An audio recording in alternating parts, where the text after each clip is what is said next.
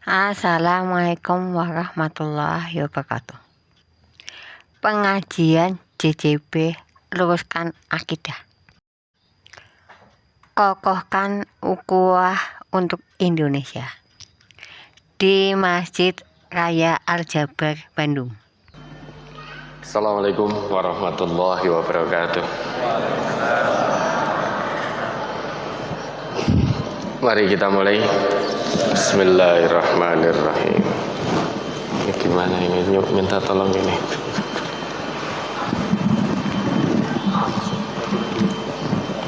Proses. Baik Bapak dan Ibu, bagaimana kabarnya? Alhamdulillah sehat-sehat semuanya. Alhamdulillah. Mari, ada yang perlu disampaikan dulu.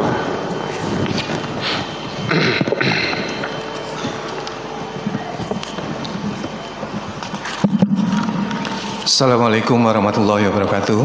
Waalaikumsalam warahmatullahi wabarakatuh. Matur Ustadz, mewakili panitia dan Bapak pengurus se-JJB, alhamdulillah hari ini bisa terselenggara kajian gabungan bersama Al-Ustadz, yang acara ini adalah acara sebagai penutupan rangkaian kegiatan kita sepanjang tahun 2024 ini. Iya.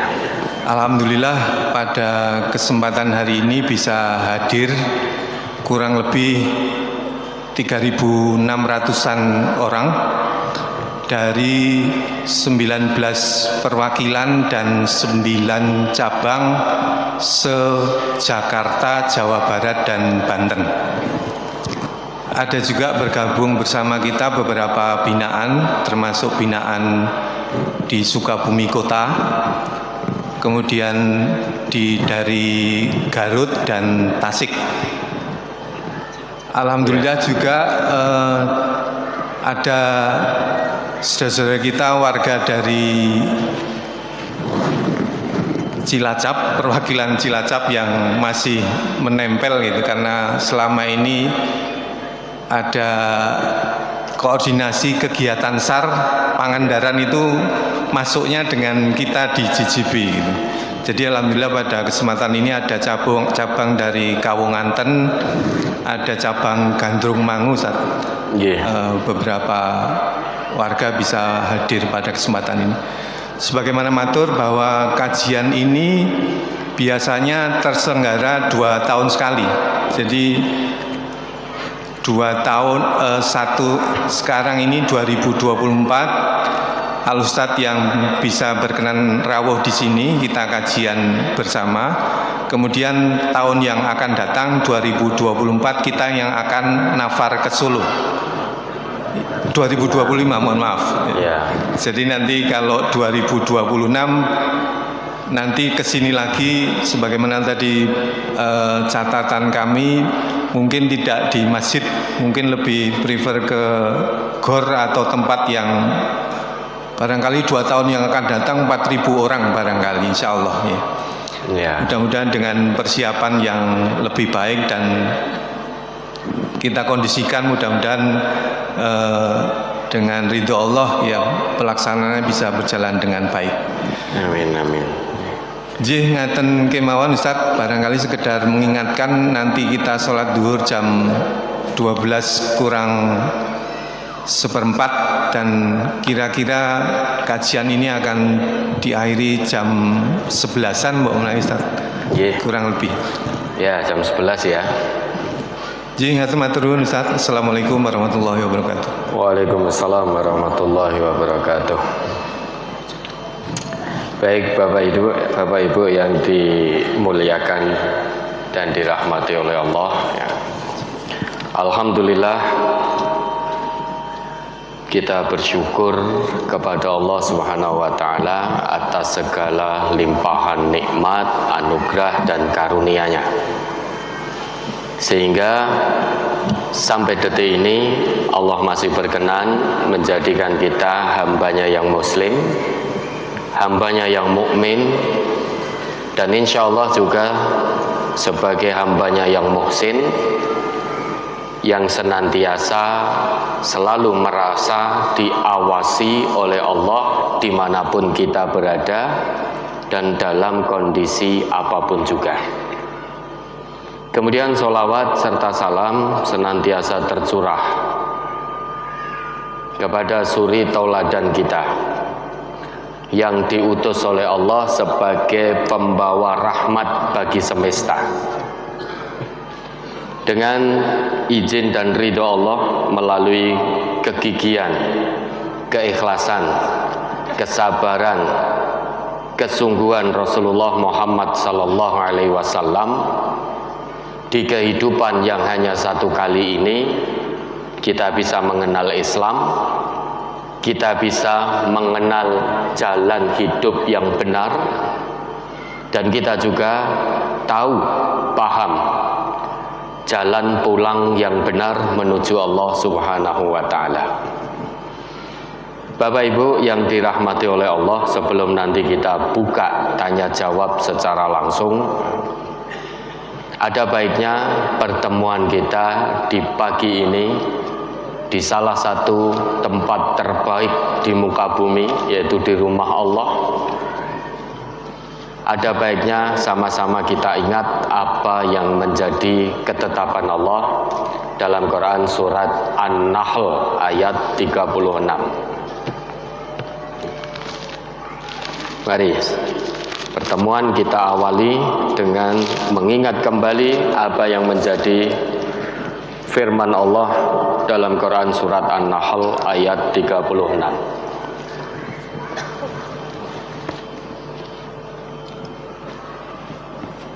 Quran surat An-Nahl surat 16 ayat 36. A'udzu billahi minasyaitonir rajim. Wa laqad ba'atsna fi kulli ummatir rasulan 'an i'budullaha wajtanibut taghut. Faminhum man hadallahu wa minhum man haqqat 'alaihi ad-dhalalah. Fasiru fil ardi fanzuru kaifa kana akibatul mukadzibin. Dan sesungguhnya kami telah mengutus Rasul pada tiap-tiap umat untuk menyerukan sembahlah Allah saja dan jauhilah taghut itu. Maka di antara umat itu ada orang-orang yang diberi petunjuk oleh Allah, dan ada pula di antaranya orang-orang yang telah pasti kesesatan baginya. Maka berjalanlah kamu di muka bumi dan perhatikanlah bagaimana kesudahan orang-orang yang mendustakan rasul-rasul.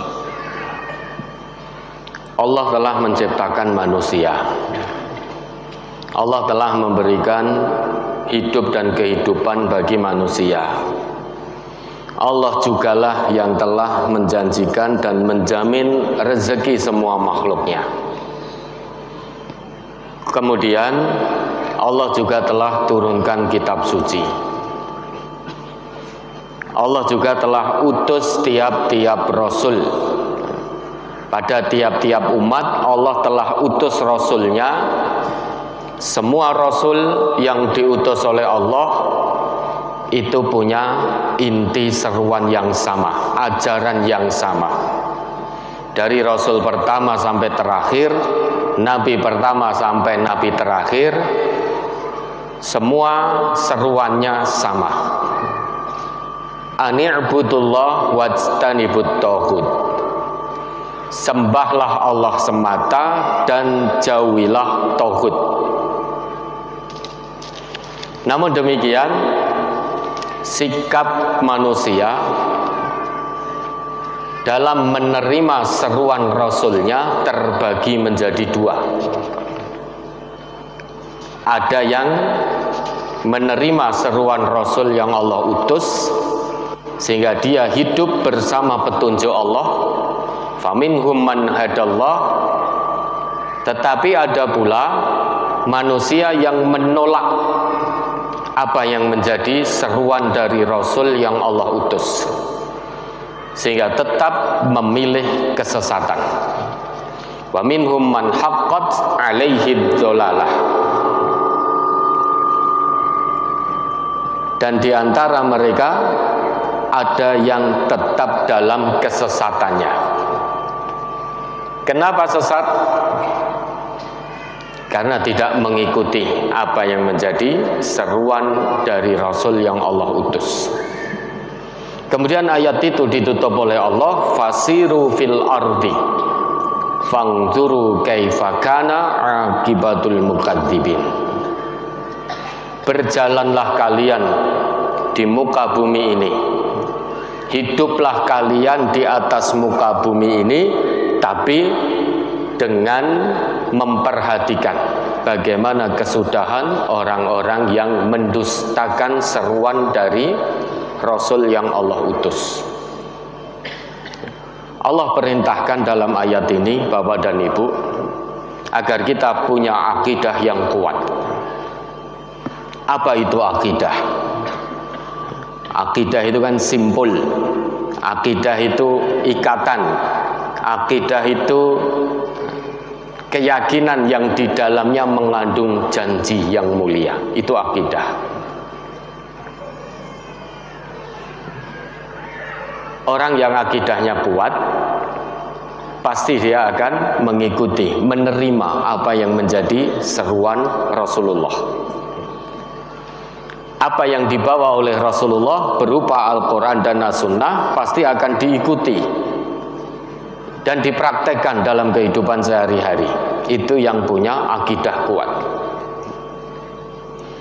Bahkan akidah ini sudah Allah ajarkan, Allah didikkan kita sejak kita berada di alam ruh. Saat kita diambil saksinya oleh Allah, saat Allah bertanya pada semua manusia di alam ruh, alastu bi rabbikum? Qalu bala syahidna. Apakah aku ini Tuhanmu? Semua manusia tanpa kecuali,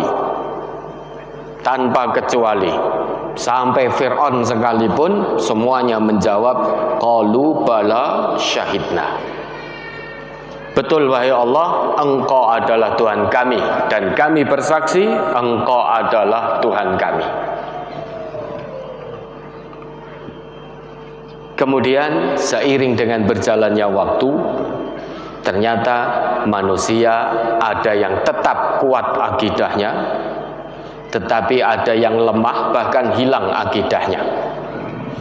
Hilangnya akidah bukan tanpa sebab, lemahnya akidah bukan tanpa sebab. Lemahnya akidah sebab utamanya jauh dari tuntunan kitab suci, jauh dari petunjuk Al-Quran. Siapapun yang jauh dari petunjuk Al-Quran bisa dipastikan akan hilang akidahnya, hilang keimanannya kepada Allah. Dulu sebelum umat Nabi Muhammad, itu pernah ada umat yang diberi kitab suci oleh Allah. Tetapi seiring dengan berjalannya waktu, mereka sangat jauh dari kitab sucinya. Jauh dari kitab suci, hidupnya sesat dan tersesat. Orang yang jauh dari kitab suci, dalam hal ini orang yang jauh dari Al-Quran, hidupnya akan sesat, tersesat, dan bisa juga menyesatkan orang lain. Itu orang yang hidup jauh dari Al-Quran. Quran mengajarkan kita tentang nilai-nilai kehidupan. Dari bangun tidur sampai tidur lagi, hanya Al-Quran, hanya Islam yang mengajarkan kita tentang nilai-nilai kehidupan. Islam melalui Al-Quran dan As-Sunnah mengajarkan kepada kita tentang cara-cara berpikir yang benar, bukan berpikir dengan hawa nafsu. Islam mengajarkan kita tentang nilai-nilai qanaah.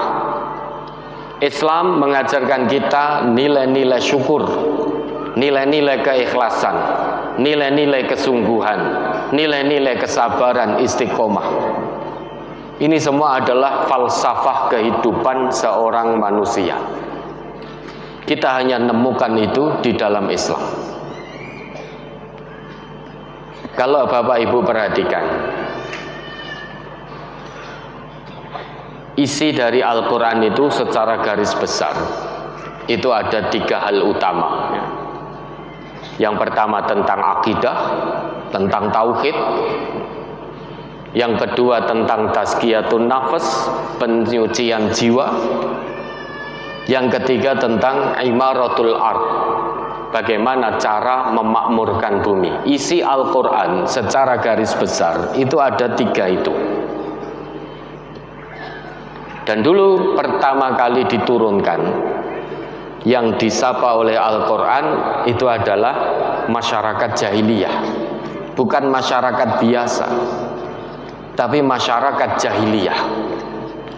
Masyarakat yang sangat kental dengan akidah yang menyimpang. Masyarakat yang penuh dengan kemaksiatan. Dari bangun tidur sampai tidur semuanya tentang kemaksiatan. Masyarakat jahiliyah ini bukan berarti bodoh secara otak, bukan. Mereka pandai, bahkan banyak yang di atas rata-rata kejeniusannya. Otaknya cerdas, tapi cara berpikirnya yang tidak cerdas. Otaknya cerdas, tapi akalnya tidak cerdas. Kalau akal tidak cerdas, maka berpikirnya tidak bisa lurus. Mereka tahu kebenaran Islam yang dibawa oleh Nabi Muhammad, tetapi tidak mau mengikuti kebenaran Islam itu sendiri. Cara berpikirnya bengkok, cara berpikirnya menyimpang. Itulah masyarakat jahiliyah. Tidak mudah membetulkan pola pikir masyarakat jahiliyah. Masyarakat jahiliyah itu masyarakat yang paling sombong, paling angkuh. Semua kemaksiatan dilakukan.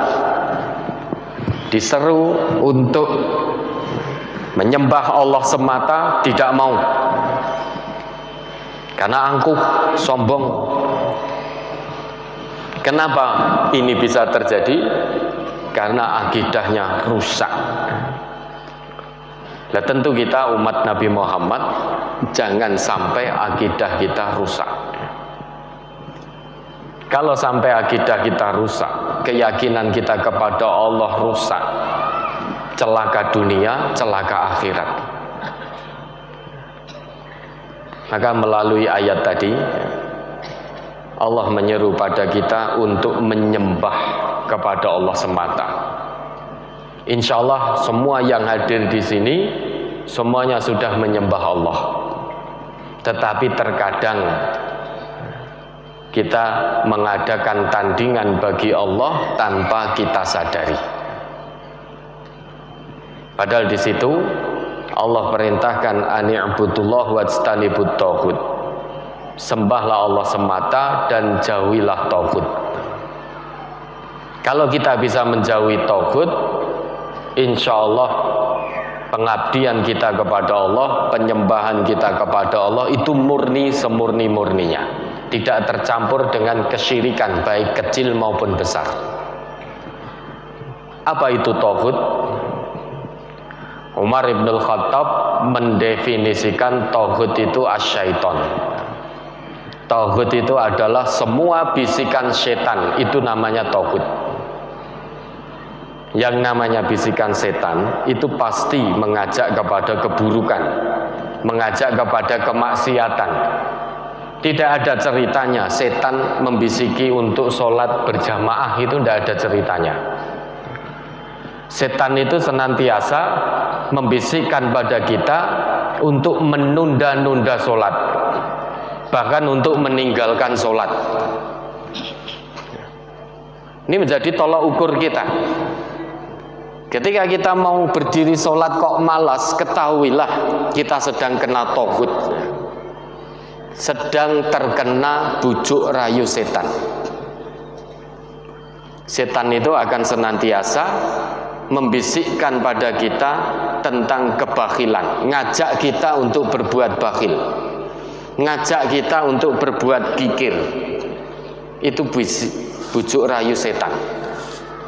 Maka Umar Ibnul Khattab memberi definisi tauhid itu asyaiton. Maksudnya segala bujuk rayu setan itu namanya tauhid.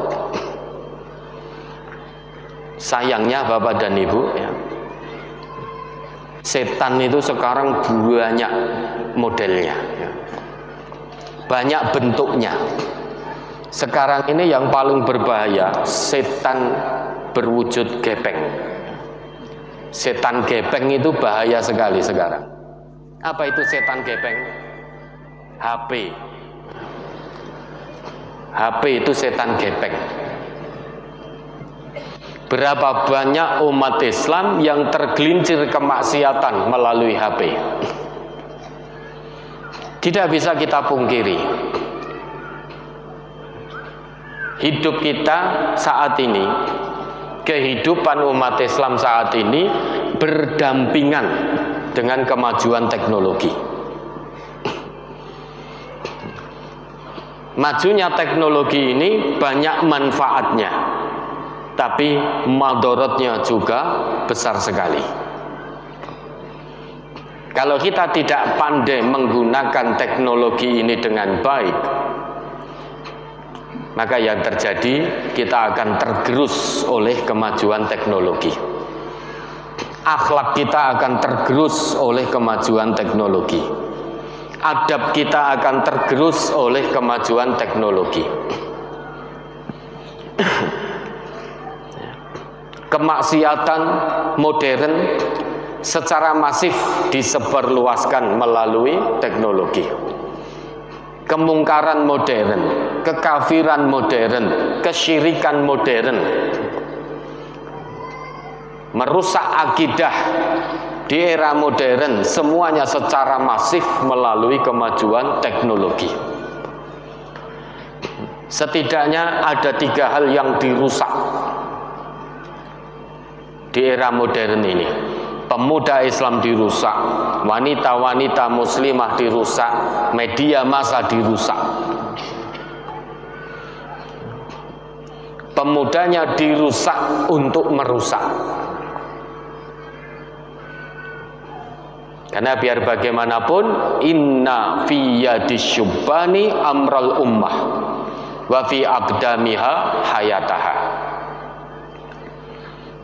Sesungguhnya di tangan-tangan pemuda lah urusan umat, dan di tapak-tapak kakinya lah hidup matinya umat. Maka saat ini pemuda-pemuda kita, pemuda-pemuda muslim dirusak tanpa kita menyadari. Dengan apa dirusak? Cukup diberi internet, cukup diberi smartphone, cukup diberi aplikasi-aplikasi yang sesuai dengan syahwat hawa nafsunya, rusak pemuda kita. Pemuda-pemuda kita tidak lagi interaksi dengan Al-Quran, tidak lagi dekat dengan Al-Quran, tapi dekat dengan segala kemaksiatan. Siapa yang terlibat judi online? Banyak pemuda. Siapa yang terlibat pinjaman online? Banyak pemudanya. Tidak hanya pemudanya saja, mungkin petuanya juga gitu. Orang-orang tuanya juga tidak sedikit yang terjerumus dalam judi online, terjerumus dalam pinjaman online. Rusak akidahnya, tapi tidak sadar kalau akidahnya rusak. Pornografi, porno aksi. Siapa yang terlibat pornografi, porno aksi? Banyak pemudanya. Yang tua pun juga banyak. Gara-gara apa? Internet. Gara-gara apa? Smartphone. Gara-gara apa? Setan gepeng. Sekarang banyak cara untuk merusak akidah umat Islam. Namun umat Islam tidak mau menyadari. atau sebetulnya sadar tetapi tidak mau mengalahkan bujuk rayu setan. Terus apa yang menjadi bujuk rayu setan terus diikuti. Harusnya umat Islam itu bisa benar-benar menggunakan kemajuan teknologi ini dengan baik, sehingga kebenaran Islam semakin tersebar secara masif, bukan hanya sekedar menjadi penikmat dari kemajuan teknologi. Semua penikmat, semua hal yang wujudnya penikmat itu akan rusak dan merusak. Kalau kita hanya sebatas menikmati kemajuan teknologi, hati-hati Bapak Ibu, rusak akidah kita. Karena semuanya akan dinikmati di internet itu. Tayangan-tayangan yang halal dinikmati, tayangan-tayangan yang haram juga dinikmati. Wong namanya penikmat. Begitu buka HP-nya, buka internetnya, di situ ada aplikasi-aplikasi yang berbau pornografi, porno aksi dinikmati. Imannya tidak mampu memalingkan pandangannya dari hal-hal yang kotor. Padahal fungsi mata menurut Allah itu untuk melihat yang baik-baik. Matanya orang beriman itu fungsinya tidak hanya untuk sekedar melihat biasa. Kalau fungsi mata kita ini hanya melihat biasa, ingat binatang pun juga punya mata. Binatang juga melihat. Tetapi binatang tidak bisa mengambil ibrah dari apa yang dia lihat. Kalau fungsi mata kita hanya untuk melihat biasa seperti itu, binatang juga melihat, orang musyrik juga melihat, orang munafik juga melihat, orang kafir juga melihat. Tetapi matanya orang yang beriman itu harus berbeda. Oleh karena itu Allah turunkan fungsi mata bagi orang yang beriman. Fungsinya tidak hanya sebatas melihat saja, tapi fungsi mata orang yang beriman melihat yang baik-baik. Ghaddul basar dalam bahasa Al-Quran An-Nur ayat 30 untuk mata mukmin, untuk mukmin, ayat 31 untuk matanya mukminah. Bahasanya bahasa Al-Quran ghaddul basar, tundukkan pandangan, lihatlah yang baik-baik. Maka kalau kita melihat yang tidak baik, kalau iman di hati kita ini betul-betul kuat, begitu melihat yang tidak baik, iman langsung memalingkan pandangan kita. Tidak nyaman mata kita memandang yang tidak baik, merasa tidak nyaman. Kenapa? Karena ada iman yang membentengi pandangan kita. Tapi kalau kita melihat yang tidak baik, pornografi, porno aksi, kok nyaman, menikmati, ada masalah dengan keimanan kita, ada masalah dengan akidah kita. Semua anggota tubuh kita begitu. Kalau untuk hal-hal yang tidak baik kok nyaman, bahkan menikmati, itu ada masalah. Keimanan kita di hadapan Allah sedang bermasalah. Akidah kita sedang bermasalah. Tapi kalau yang tidak baik-baik, kemudian kita merasa tidak nyaman, risih, bersyukurlah. Iman kita ada nilainya di hadapan Allah. Akidah kita ada nilainya di hadapan Allah. Kalau nyaman dengan hal yang berbau maksiat, mungkar dan lain sebagainya, itu berarti wa minhum man haqqat alaihi dhalalah. Dia tetap memilih dalam kesesatan yang nyata. Tandanya ada kemungkaran malah dia ikut nimbrung di situ. Ada kecurangan malah dia ikut nimbrung di situ. Ada kedzaliman, dia ikut nimbrung di situ, malah menjadi pendukung kedzaliman. Misalkan begitu.